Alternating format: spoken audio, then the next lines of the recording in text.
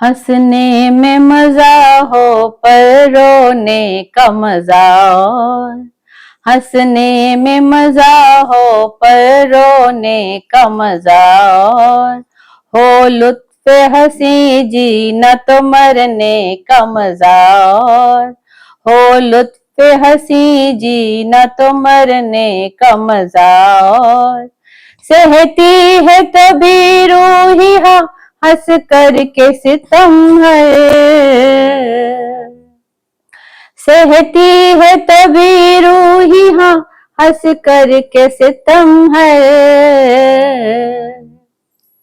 के इश्क में हर हद से गुजरने का मजा और के इश्क में हर हद से गुजरने का मजा और आप सभी कला प्रेमियों, साहित्य साधकों, सुधीजनों का मैं ऋतु अस्थाना सजनिका रचना संसार की संस्थापिका एवं अध्यक्ष तहे दिल से स्वागत करती हूँ। आज हम फिर लेकर आए हैं कला एवं साहित्य साधकों से चर्चा का एक कार्यक्रम और हालांकि मैं हास्य का नहीं लिखती पर ये एक बहुत ही सुंदर रस है और आज हमारे साथ जो मेहमान हैं वो उसी रस से हैं। हम आइए स्वागत करते हैं आदरणीय अवधेश कनौजिया जी जो हास्य पे मुझे लगता है ज्यादातर हास्य पे ही लिखते हैं, तो हम उनका तहे दिल से स्वागत है आपका और जानते हैं उनके बारे में, उनके जीवन चर्चा, जीवन यात्रा के बारे में, साहित्य यात्रा के बारे में कि उन्होंने शुरुआत कैसे की और कैसे आगे बढ़े। तो अवधेश जी सबसे पहले मेरा ये सवाल है कि आप अपने बारे में कुछ संक्षिप्त परिचय दें। जी मेरे बारे में तो देखिए ऐसा है, जैसा आप जानती हैं हास्य कवि हूँ और मुझे कुछ भी उसमें मेरा हाथ से ही निकलता है। अगर कोई सीधा उत्तर पूछना चाहे तो उसका जवाब तो टेढ़ा ही हो जाता है। जैसे अपने बारे में बताऊं तो ये सुनिए। हृदय की बात सुन लो मैं सभी को एक बताता हूँ, किया वादा किसी से जो उसे अब तक निभाता हूँ। क्या बात।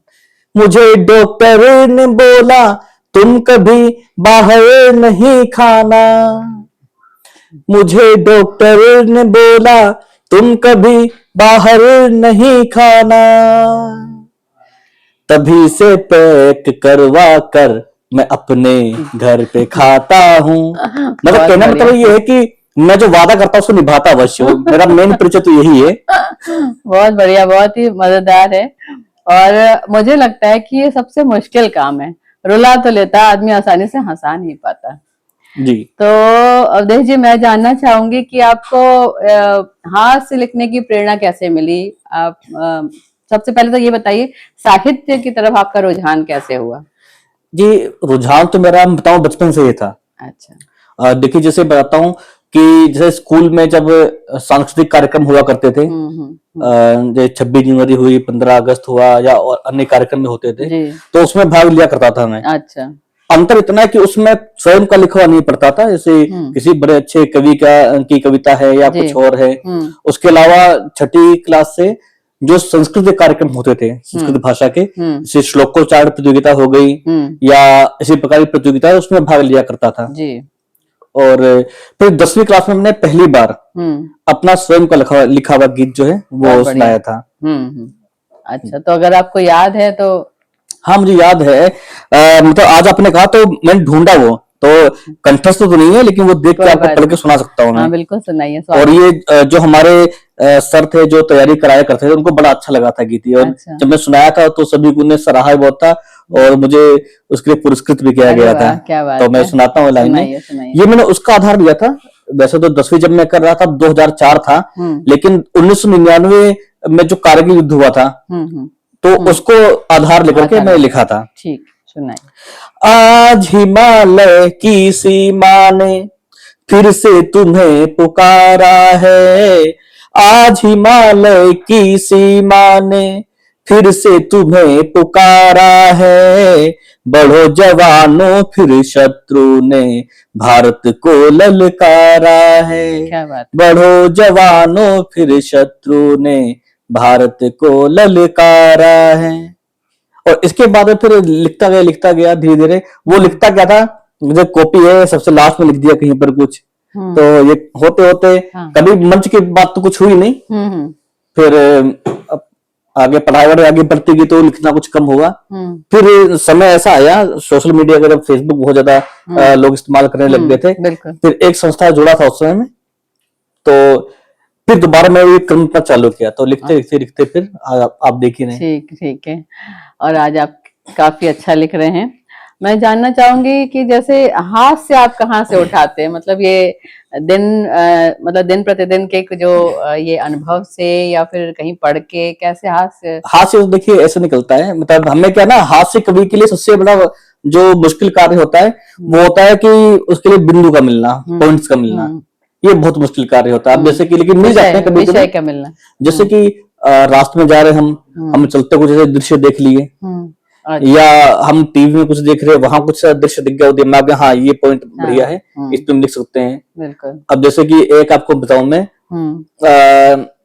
एक होता है कि एक मैंने कई शब्द सुना कि पत्नी को बार बार त्योहार सब मनाना पड़ता है, त्योहार जैसा मनाना पड़ता है बार बार। तो उसको लेकर के मैंने ये लिखा था कि आपको मैं सुनाता हूँ। सुनाइए, स्वागत है। नमन पुरुषों जमाने में बहुत कुछ आप सहते हो, बना तबला स्वयं को नित कई कई बार बजते हो, नहीं त्योहार सा बीवी मनाए घर कहे तब वो, नहीं त्योहार सा बीवी मनाए घर कहे तब वो, मिली है दूसरी कोई तभी चुप चाप रहते हो। क्या बात है। तो इस प्रकार से बिंदु मिल ही जाते हैं। तो लेकिन मिलते बहुत कम है। मतलब ये हमारे जो दर्शक देख रहे हैं वो यहाँ से समझ सकते हैं, सीख सकते हैं। अगर वो हास्य में जाना चाहते हैं तो हमें हमेशा अटेंटिव रहना पड़ेगा और देखना पड़ेगा कि हम उसमें हास्य का रस कैसे डाल सकते हैं। इसमें एक चीज और भी है, जिस समय दिमाग में बिंदु कोई आया लिखने या कोई छोटी लाइन आई है, उसे हमें तुरंत लिखना पड़ेगा। निकल जाता हम सोचते कि हम बाद में जाके अपने घर पहुंचेंगे तब लिखेंगे, तब वो दिमाग से निकल जाता है, फिर वो चीज दिमाग में आएगी ही नहीं। बात तो सही है, बिल्कुल सही बात है। एक चीज और मैं आपसे पूछना चाहती थी, जैसे ना आजकल स्टैंड अप कॉमेडी का काफी है, तो भले ही मतलब इतनी हंसी नहीं आती है, लेकिन सुना ऐसे है कि वो अपने साथ 4-5 लोग ले आते हैं ताली बजाने। ऐसा होता है। तो क्या ये स्टैंड अप कॉमेडी और ये हास्य कविता एक ही चीज है क्या? दोनों में बहुत अंतर है। देखिए मैं बताऊं आपको, एक हास्य कवि एक अच्छा स्टैंड अप कॉमेडियन हो सकता है, लेकिन एक अच्छा स्टैंड अप कॉमेडियन हास्य कवि नहीं हो सकता। बहुत अंतर है दोनों में। कविता अलग। हाँ, कई क्या होता है मैं बताऊं, लेकिन कुछ हमारे साहित्यिक क्षेत्र में ऐसा हो गया है बड़े मंचों पर कि हास्य कभी भी एक प्रकार से साहित्य, मतलब क्या कहते हैं इनको, हास्य कभी का मतलब बेकार स्टैंड अप कॉमेडी ही कहना चाहिए। कुछ 2-3 ऐसे बड़े बड़े नाम लूंगा नहीं, आप समझ जाएंगे। उनको मैंने, वो लाखों फीस लेते हैं कार्यक्रमों में, लेकिन कहलाते हास्य कवि, लेकिन आज तक मैंने कभी हास्य कविता सुनाते हुए देखा। अच्छा, सिर्फ चुटकुले चुटकुले चुटकुले। हाँ, चुटकुले सुना है। चुटकुले थोड़ी ना, आप तो कविता करो ना। हाँ जी, चुटकुले के लिए तो फिर आप स्टैंड अप कॉमेडी करें। तो वही चीज है। तो आप सिर्फ चुटकुले सुना रहे हैं तो आप अपने आप को हास्य की मत करिए, आप कहिए कि स्टैंड अप कॉमेडियन। हाँ, बिल्कुल बिल्कुल सही कह रहे हैं आप। तो जैसे पहले भी हम बात कर चुके हैं इस बारे में, आपको क्या लगता है कि साहित्य की कोई जिम्मेदारी है हमारे समाज को मार्गदर्शन देने के लिए, या समाज को सही दिशा दिखाने के लिए? जी बिल्कुल है। जैसे कि आपको बताऊं मैं, एक कविता है, आपने सुना होगा, खूनी हस्ताक्षर, हमने स्कूल में पढ़ी है। ये समाज को दिशा देने के लिए कि मतलब कि मनुष्य के अंदर, भारतवासियों के अंदर देशभक्त का जज्बा होना बहुत जरूरी है। जैसे कि जो लाइन आपको याद होंगे शायद, वह खून कहो किस मतलब का जिसमें उबाल का नाम नहीं, वह खून कहो किस मतलब का आ सके देश के काम नहीं, वह खून कहो किस मतलब का जिसमें जीवन नारावानी है, जो परवश होकर बहता है वह खून नहीं है पानी है। बिल्कुल बिल्कुल सही कहा आपने, बहुत बढ़िया। और मतलब कि जरूरी है, और इस दिशा में मतलब मुझे लग रहा है आजकल तो घर घर साहित्यकार हैं जो कह रहे हैं कि हाँ मैं साहित्य में हूँ या साहित्य साधक हूँ। तो साहित्य साधक के लिए साधना जरूरी है, हाँ जी। और आप क्या कहते हैं इस बारे में? सही बात। देखिए आपको एक चीज बताऊं, मैंने कई जगह सुना है ये, और कुछ हद तक सहमत भी हूं मैं। ये सुना ये कि कवि जन्म लेता है, बनता नहीं है। बिल्कुल। कुछ चीजें हैं भी है। आपने देखा होगा कि इसमें कवियों की बाढ़ आई हुई है, हाँ, बहुत ज्यादा। बहुत बाढ़ आई हुई है। उनमें से अधिकतर कवि वो हैं, अब मैं कहना ही चाहिए कि वो लिख देते हैं, बस सिर्फ लिख देते हैं। मैं तो अच्छी बात है, मैं नहीं कहता कि कवि बन सकता, बन सकता है, लेकिन उसके लिए क्या है, उसे एक मार्गदर्शन चाहिए, एक सही मार्गदर्शन से कोई अच्छा साहित्यकार हो, उसको साहित्य गुरु अपना बनाए, और उससे जो हमारी कमी, ऐसा गुरु होना चाहिए हमारी कमियां बताएं, सुधारें। और कई बार क्या होता है कि हमने ये भी देखा है कि साहित्य गुरु क्या करते हैं, जैसे हमने कुछ पंक्तियां भेजी हैं, कभी कभी वो पूरी पंक्ति बदल देते हैं, भाव भी बदल जाता है। हाँ, पूरा बदल जाता है। तो लेकिन सामने वाला जो सीखने वाला है वो बुरा मान जाता है, वो कहता है आप तो मेरी रचना ही पूरी बदल दी, तो आपकी हो गई।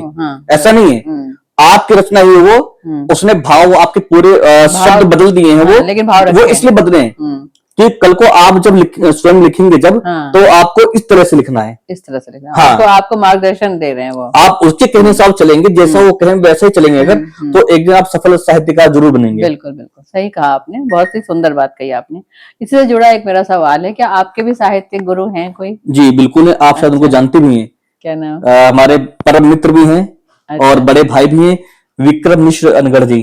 अच्छा, आप लखनऊ में मिले भी उनसे, दिल्ली में भी आए हुए कई बार। अब तक मैंने उनको बहुत सारी रचनाएं भेजी, जिनमें से अब तो ठीक है, अब तो कमियां ज्यादा नहीं निकलती हैं, बहुत कम निकलती हैं। पहले टाइम में समझ लो आपकी 80% रचनाएं जो हैं मैं रिजेक्ट कर दिया करते थे, और बात समझाते भी थे, कोशिश करते। हाँ, अच्छा, लेकिन क्या है, मैंने कभी वो उनका बुरा भी नहीं माना, और मानना चाहिए भी नहीं। बिल्कुल बिल्कुल। और धीरे धीरे आज ऐसी स्थिति है कि कमी बहुत कम निकलती है। और आप देख रहे हैं हास्य, जो मेरा बहुत लोग पसंद भी करते हैं हास्य को, जबकि वो हास्य कवि नहीं है, वो श्रृंगार के कवि हैं। लेकिन उसके बाद भी उनकी हास्य पे उनको ये पता है कि जो मैं रचनाएं लिखी है, इससे लोग हंसेंगे, हंसेंगे। मतलब जो पर्पस है आपका, जो उद्देश्य है, वो सार्थक हो रहा है कि वो उसको पढ़ के समझ जाते हैं। फिर अगर उनको लगता है कि हाँ कुछ कमी, तो सुधार करवाते हैं। तो फिर आप देख रहे हैं, मैं जो भी मुक्तक सुनाता हूँ वो लोग पसंद आता ही आता है। बिल्कुल बिल्कुल बिल्कुल सही बात है। तो कोई आपको हास्य के पसंदीदा कवि है जिनको आप फॉलो करते हैं, या लेखक हैं, या आप कोई भी, मतलब कोई और कवि किसी तो ऐसा विशेष तो कोई नहीं है हास्य कवि जिसे मैं पसंद करता हूँ, कि मुझे जहां से कुछ मिल जाए अच्छा सीखने के लिए, वो मैं सीख लेता हूँ। सही बात। तो ऐसा कोई विशेष कवि तो कोई नहीं है ऐसा। सही बात है। तो आप हमारे नवांकुर जो इस लाइन में आना चाहते हैं, मीन्स की कवि, एक तो कवि बनना चाहते हैं, उसके लिए क्या करें? या अगर हास्य कवि बनना चाहते हैं, उसमें हास्य का पुट देना चाहते हैं, या हास्य रस में लिखना चाहते हैं, तो उनके लिए कुछ आप बताएं कि कोई दिशा निर्देश दें। देखिए, दोनों में एक ही चीज है, चाहे कोई किसी भी रस का कवि बनना चाहे, चाहे हास्य का बनना चाहे, विशेष रूप से उसको पढ़ना पड़ेगा, दूसरे कवियों को पढ़ना होगा, और दूसरे कवियों को सुनना होगा, क्योंकि तभी उनके अंदर सुधार आएगा। और जो हास्य कवि, तो मैं क्या कहूँ, देखिए ये चीज ना एक अंदर से होती है। हाँ, सही बात है। आप कौन सा रस में लिखते हैं? हाँ जी, हाँ जी। हास्य कवि अच्छा वही बन सकता है जो स्वयं विनोदी स्वभाव का हो। हाँ, बिल्कुल। हाँ जी, थोड़ा वो हंसमुख हो, या उसके अंदर हाथ से भरा ही हो, हर चीज में, मतलब हर चीज में। आप अगर आपने सीधी बात पूछी है, तो उसका आपको टेढ़ा उत्तर दे, हाँ, और उसकी हर बात पे मतलब 4 लोग, और आपकी टेढ़ी बात को भी वो हंसी में उड़ा दे। हाँ जी, हाँ जी। तो जो ऐसे लोग होते हैं वो हास्य कवि अच्छे वाले बन सकते हैं। अच्छा, सही है। मैं तो नहीं बन सकती, क्या हंसाना बहुत मुश्किल काम है, मुझे मतलब पता ही आपको, आप भी जानते हैं, सारे मित्र जानते हैं कि मेरे पास उत्तर कैसे होते हैं। तो मैं जानना चाह रही थी, आजकल जो आप, मतलब चाहे आप विश्व पटल पे देखें, चाहे देश के उसमें देखें, तो जो हमारा समय चल रहा है, बड़ा एक तरह से कठिन है, बहुत खींचातानी है। हाँ जी। चाहे आप पॉलिटिक्स में देखें, चाहे साहित्य में ही देख लें आप, मुझे लगता है साहित्य में भी आधे से ज्यादा तो राजनीति घुसी हुई है। हाँ जी, हाँ जी। तो इतना खींचातान में अगर कोई किसी के चेहरे पे मुस्कान ला देता है, तो आपको क्या लगता है, ये पुण्य का काम है हासिल करना? मैं तो कहता हूँ बहुत बड़े पुण्य का कार्य है, क्योंकि आप देखिए सारे रस अपनी जगह अच्छे हैं। हाँ। लेकिन जैसे श्रृंगार रस है, वो अपना आपको प्रेम में डुबो देगा। हाँ। लेकिन उससे आपका जो ब्लड प्रेशर नॉर्मल नहीं होगा। सही बात। ठीक है, आपका जैसे कि ओज ओजपूर्ण कविता होती है जो वीरस की होती हैं, हाँ हाँ। वो आपके में जोश ला देंगी। आपका बीपी हाई हो जाएगा, हाँ लेकिन नॉर्मल उससे भी नहीं होगा। हाँ बिल्कुल, सबकी मतलब रिलैक्स होने के लिए थोड़ा हंसना जरूरी है। करुण रस है, हाँ उसमें इंसान थोड़ा सा होता उसका बीपी लो ही हो जाए। मतलब कोई ये होता है कि कोई बहुत दुखी हो तो ठीक है, वो उससे रिलेट हाँ जी, कर लेता है। हाँ जी, हाँ जी। लेकिन जब आप किसी को हंसाते हैं वो दवा का काम, वो नॉर्मल ला देगा। हाँ। अगर बीपी आपका हाई है हाँ। तो उसको नॉर्मल कर देगा, लो है तो भी नॉर्मल कर मतलब देगा। एक तरह से चोट पे घाव पे मरहम का काम करता हाँ है जी, हाँ हाथ जी, से। हाँ जी। बहुत बढ़िया काम कर रहे हैं आप ये। हाँ जी, धन्यवाद। एक चीज मैं पूछना चाह रही थी कि जैसे नए मतलब किसी भी लाइन में वैसे तो नयापन एक थोड़ा एक डर रहता है, तो जो हमारे नवांकुर हैं कवि या साहित्य साधक हैं, तो उनको अपनी हिचक कैसे मिटाएं, वो क्या करें ऐसा कि जो मतलब थोड़ा कॉन्फिडेंस डेवलप हो, आत्मविश्वास जगे। हाँ जी, हिचक कैसे मिटाएं, मतलब कई बार मैंने कई ऐसे सुना है मतलब दोस्तों में या फिर रिलेटिव्स में कि बहुत अच्छा लिखते हैं, और चाहे वो हास्य हो चाहे किसी भी रस में लिखते हैं अच्छा, लेकिन वो किसी को सुना नहीं सकते। हाँ जी। हिचक जो है ना, अपनी बात कहने की एक हिचक जो होती है ना, वो कैसे मिटा सकते हैं? इसके कई तरीके। सबसे पहला तरीका तो है कि शीशे के सामने खड़े होकर के प्रैक्टिस, अभ्यास हाँ करें। अभ्यास। दूसरा है सबसे सरल ये है इसके बाद में कि हमारे जो मित्र हैं जिनके साथ में बहुत कंफर्टेबल हैं, 4-5 मित्र इकट्ठा हों, उनके सामने प्रस्तुति दी जाए।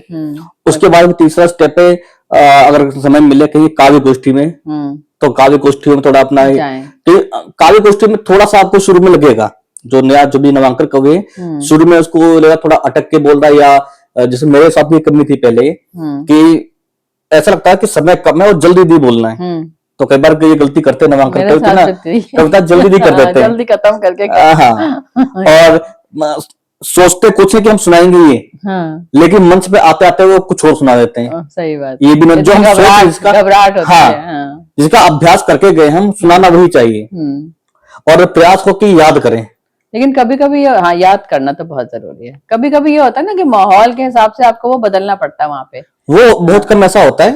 लेकिन क्या है कि आप जो तैयार कर, या तो आपको पता होना चाहिए कि हम कहाँ पर जा रहे हैं, वहां पर क्या विषय लिया जा रहा है ना। अब जैसे मान लीजिए जैसे हम जाते हैं कहीं पर, तो जैसे वहां पर स्टूडेंट जाता है अगर, तो हम रचनाएं वही सिलेक्ट कर लेते हैं अपने कि उनके सामने ये सुनाना है हमें। और अगर से कुछ संत लोग वहां इकट्ठा हुए हैं कुछ, तो उनके सामने कुछ आध्यात्मिक रचनाएं अपनी जो हैं वो सिलेक्ट कर ली इस तरीके से। तो आध्यात्मिक बात आ गई है, तो इससे से जुड़ा एक सवाल मैं पूछती हूँ आपसे कि क्या आपको लगता है कि अच्छा साहित्यकार बनने के लिए थोड़ा बहुत तो आध्यात्मिक होना जरूरी है? जी मैं बताऊं, अध्यात्म तो क्या, मैं बताऊं जो जीवन का मूल है वो अध्यात्म ही है। जो हमारा सनातन धर्म है ना, जैसे कि आप देखिए हम हमारे साथ में हमारे घर में स्त्री के कई रूप हैं, जैसे माता है, और बहन है, पुत्री है, पत्नी है, और किसके साथ हमारा कैसा व्यवहार है, कैसा करना है, ये हमें बताने वाला धर्म है। हाँ सही बात है, ये हमें धर्म ही है।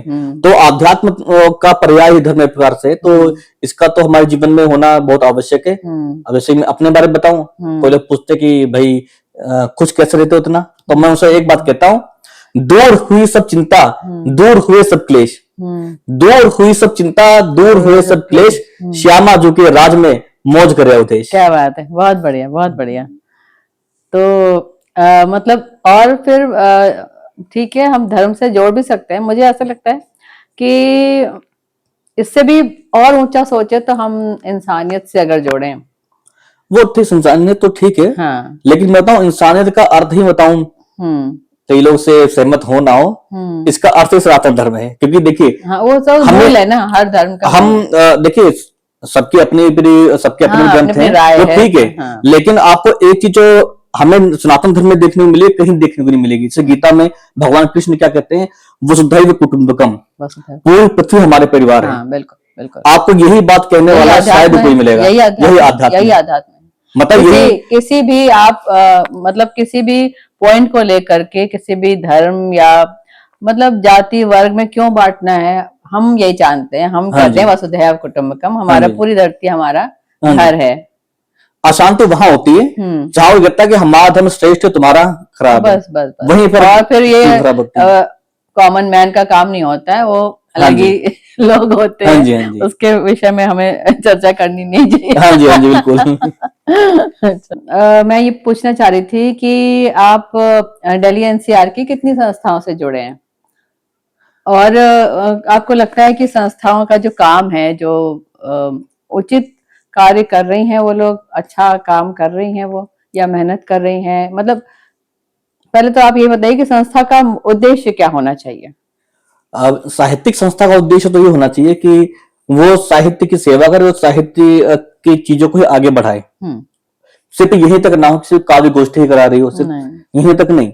इसके ये भी होना चाहिए कि सुधार हो, मतलब जो वहां पर लोग आ रहे हैं, हाँ। वो, क्योंकि क्या होता है कि हमें नवांकरों को बुलाना चाहिए, नवांकरों को मंच देना, और उनको मंच देना चाहिए, उनको बुलाना चाहिए, और साथ में सिखाना भी बहुत अच्छे साहित्यकार हैं वो भी आए। हाँ। ये नहीं हो कि सारे नवांकर ही आ जाएं, हाँ। या सारे वरिष्ठ कवि ही आ जाएं। तो जब दोनों मिलेंगे तब जाके हाँ वो जी, सीखेंगे। क्योंकि जब नवांकुर जब वो देखेंगे कि हाँ किस तरह से काव्य पाठ कर रहे हैं, अपनी रचनाएं प्रस्तुत कर रहे हैं, उनका प्रस्तुतिकरण कैसा है, तब वो अपने उस पर उतारने का प्रयास करेंगे।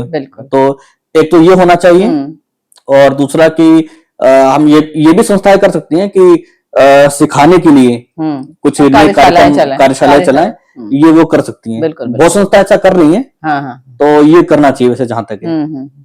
तो आप कौन कौन सी संस्थाओं से जुड़े हैं? संस्थाएं ज्यादा नहीं, बस आपको पता ही, एक संस्था तो हमारी, दो संस्था तो हमारी अपनी ही है। सही बात है।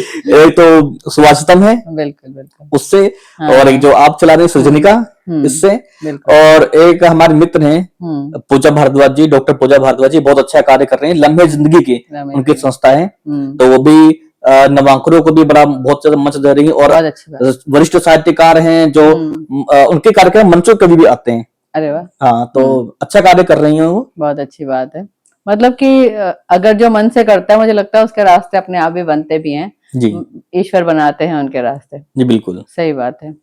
तो आपको क्या लगता है, एक सवाल अभी मेरे दिमाग में आया कि इतनी प्रतिस्पर्धा है संस्थाओं के बीच की, तो छोड़ दीजिए, कवियों की, कि फिर उसके चक्कर में लोग इतना भागम भाग करते हैं, इधर भी जाना, उधर भी जाना, उधर भी जाना, यहाँ की फोटो, वहां की फोटो, वहां की फोटो। तो क्या लगता है कि इससे समय बचाना चाहिए, अपने ऊपर काम करना चाहिए, या फिर सही है कि चल रहा है, हम वहां भी जा रहे हैं, यहाँ भी जा रहे हैं, यहाँ भी जा रहे हैं, फोटो मिल रही है हमें? तो मैं तो कहता हूँ, पहली बात तो क्या है कि कभी कभार ऐसा हो तो चलता है कि एक से अधिक कार्यक्रम में जाना पड़ गया। नहीं, एक दिन की नहीं कह रही मैं जैसे कि लोगों को ये है ना कि जैसे हम हर संस्था में हम हों। हाँ जी, हाँ जी। हमें अपना प्रेजेंस दिखाना है कि हम बहुत पॉपुलर हैं, हम हर जगह जा रहे हैं। हाँ जी, हाँ जी। तो ये करना चाहिए, मतलब आपको क्या लगता है इसमें? मैं तो कहता हूँ, अगर समय है आपके जाने, तो जाना चाहिए। हाँ। क्योंकि जितना आप अधिक से अधिक संस्थाओं में निकलेंगे, कार्यक्रम जाएंगे, आपको जानेंगे। हाँ। और अगर कोई बड़े मंचों पर जाना चाहता है, अगर मंचे कभी बनना चाहता है, तो भी इसकी सीढ़ी यही है। यही सीढ़ी है। हाँ जी, कि लोग जानेंगे। हाँ, बस ये है कि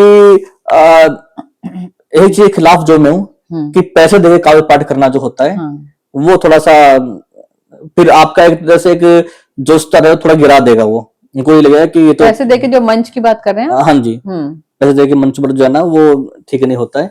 अपने, हाँ, जो आपकी प्रतिभा उसके दम पर, वो अपने प्रतिभा के दम पे। हाँ बिल्कुल बिल्कुल। हाँ जी। पैसे देके तो मतलब कि आप एक तरह से वो खरीद रहे हैं, अपनी गद्दी खरीद रहे हैं। हाँ, वो तो है। कुछ संस्थाएं भी ऐसी होती है कि पैसे उन्हीं से पैसे लेते हैं, साहित्यकारों से ही, और उस पैसे बदले उनका काव्य पाठ होता है, और उन्हीं के पैसे से उनको सम्मान दिया जाता है।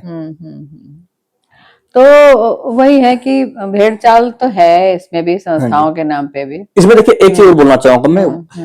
एक होता है कि जैसे कुछ अपने सहयोगी लोग हैं संस्था के, 10 हैं, 12 हैं, कोई भी हैं, तो एक सहयोग राशि छोटी रखी है, वो ठीक है, वो अलग बात कि एक संस्था जो है नहीं पड़ेगा सहयोग राशि लेकर के, आप पारस्परिक सहयोग से कार्यक्रम करा रहे हैं। लेकिन अगर ये कहा जाए कि ये आपका ये शुल्क है, शुल्क, एक सहयोग राशि, एक शुल्क, दोनों में बहुत अंतर है। आप समझ सकते हैं फिर। बिल्कुल बिल्कुल। लेकिन ये जो ओपन माइक वगैरह हो रहे हैं आजकल, हाँ जी, इसमें तो लोग लेते हैं, मतलब कि शुल्क लेके मंच देते हैं नवांकुरों। ओपन माइक में तो ऐसा होता है, वो थोड़ा अलग चीज हो गई। वो कि उनका उद्देश्य कुछ और है, तो ओपन माइक्स में सिर्फ साहित्य नहीं होता है, उसमें सब तरह के उसके लोग- अंदर स्टैंड अप कॉमेडियन भी होते हैं, हाँ, उसके singers अंदर भी होंगे। सिंगर भी होते हैं, मतलब सबको हम मंच म्यूजिशियन दे भी रहे होते हैं। हैं। हाँ जी, हाँ, तो ये मतलब मुझे कहीं कहीं सही भी लगता है पैसे लेना, हाँ जी, क्योंकि संस्था के पास पैसे कहाँ से आएंगे? हाँ वो ठीक है। तो आपके स्वागत के लिए अगर हम कोई स्टूडियो बुक करा रहे हैं या हम आपको जलपान की व्यवस्था हाँ कर, जी, मतलब वो ठीक है, अगर हम कर सकती है संस्था हाँ तो जी, जरूर करें। लेकिन ये है कि कंफर्टेबल स्पेस लेना भी आजकल आसान नहीं है ना। हाँ जी, तो वो कर अगर मतलब नॉमिनल अमाउंट ले लेते हैं तो उसमें कोई बुराई नहीं है। वो ठीक है, सहयोग राशि वो बोल सहयोग वो वो होता है, वो शुल्क हाँ, बोल के अगर बोले तो शुल्क नहीं, हाँ शुल्क नहीं, हाँ जी, तो सहयोग तो सही क्योंकि है। संस्थाएं बहुत ऐसी हैं जिनके पास में बजट नहीं होता है, तो अपना पारस्परिक सहयोग से ही वो हाँ, चलती इसी हैं। से मिला हुआ एक हाँ सवाल जी, मुझे आ गया याद कि हमारे देश में सबसे बुरा हाल कलाकारों का है। हाँ जी, उसके लिए ना ना तो म्यूजिक इंडस्ट्री में मतलब कोई ऐसा है कि हाँ आप कलाकार हो तो आपको कुछ ऐसे मिलेगा, या इतना स्ट्रगल है, इतना स्ट्रगल, और उस चक्कर में इतनी प्रतिस्पर्धा भी होती है, ईर्ष्या भी होती है, लोग एक दूसरे को नीचे गिरा के अपना बढ़ना चाहते हैं। हाँ जी, तो अब मैं इसका मतलब इस सवाल को हर जन जन तक पहुंचाना चाहूंगी कि भाई कुछ तो होना चाहिए सरकार की तरफ से भी, हाँ जी, कि आर्टिस्ट क्या वो मेहनत नहीं करता, क्या उसका समय नहीं है, उसकी रोजी रोटी कैसे चलेगी? मान लीजिए मैं तो चलो ठीक है, मैं हाउस वाइफ हूँ, मेरे हस्बैंड अर्न कर रहे हैं, सपोज आप ही हैं, हाँ ठीक है, जी, आपको घर चलाना है अपना, हाँ लेकिन जी, कविता आपको करनी है। हाँ जी, कविता में समय भी जाता है, हाँ जी, बिना समय के तो कुछ भी नहीं आप प्राप्त कर हाँ सकते। जी, तो कुछ ऐसा उनको साधन देना नहीं चाहिए कि हाँ चलो आपको इतना अमाउंट मिलेगा पर मंथ जी, और आप अपने अच्छे से कविता करें, क्योंकि ये भी तो हमारा उत्तरदायित्व, हम जब समाज का उत्तरदायित्व ले रहे हैं तो हमारा उत्तरदायित्व भी तो कोई ले। वो ठीक है आपकी बात। समस्या यहाँ पर ये आ गई कि इसमें कवि बहुत ज्यादा हो गए, हाँ अब तो बहुत ज्यादा कवि हो गए। हाँ अब तो सरकार जो करती, जो कुछ मेरी नजर में है वो ये है कि जैसे कभी मुझे जाना हुआ, दिल्ली हिंदी अकादमी है, इनके साहित्य कार्यक्रम होते हैं, तो जैसे मुझे जाना हुआ 1-2 बार उसमें, तो वहां वो क्या करती है कि हर कवि को वो 10,000 रुपए मानदेय प्रदान करती है। लेकिन क्या है कि अब एक ही कवि को बार बार तो नहीं कर सकते वो, क्योंकि अगर बार बार उन्हीं को करेंगे तो अगले को कैसे मौका मिलेगा, तो थोड़ा ये भी होता है। और भी कई संस्थाएं ऐसी हैं जैसे कि संस्कृति मंत्रालय हो गया, या और भी कई सरकारी जो विभाग हैं, तो उसमें एक होता है राजभाषा विभाग, तो वो भी कवि सम्मेलन इत्यादि कराता है, तो वो भी जो कवि आता है मानदेय देता है, वो देता है मतलब जी, लेकिन संख्या बहुत ज्यादा है कवियों की, किस किस को देगा? हाँ वही बात है। और फिर अगर कोई कॉमन मैन जाएगा जो किसी को जानता नहीं है, हाँ जी, उसको क्या वहां पहुंचने देंगे वो? थोड़ी ये समस्या तो है। एक बहुत अच्छे कवि हैं, तो उन्हें मुझे एक बात बताई थी कि अगर आपके नाम से, मतलब डिपेंड करता है आपके नाम से भीड़ कितनी आती है।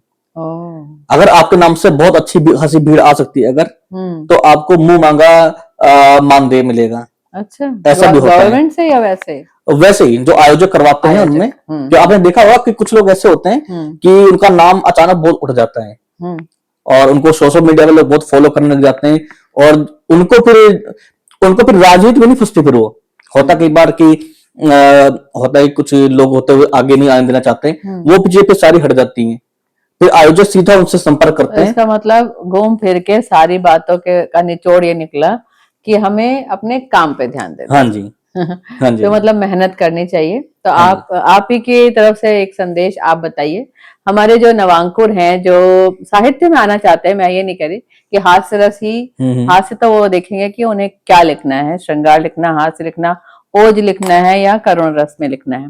लेकिन आप हमारे जो नवांकुर हैं या जो इस लाइन में आना चाहते हैं, आगे बढ़ना चाहते हैं, उन्हें क्या संदेश देना चाहेंगे आप? उनको तो मैं ही संदेश दूंगा कि पहली बात तो वो अधिक से अधिक पढ़ें। जैसे कि हमारे पढ़ने की जरूरत नहीं कि हम उन्हीं को पढ़े, किसी रचनाकार को जो आजकल जो ट्रेंडिंग में है, पुराने हम तुलसीदास जी को पढ़ सकते हैं, मीरा जी को पढ़ सकते हैं। बिल्कुल।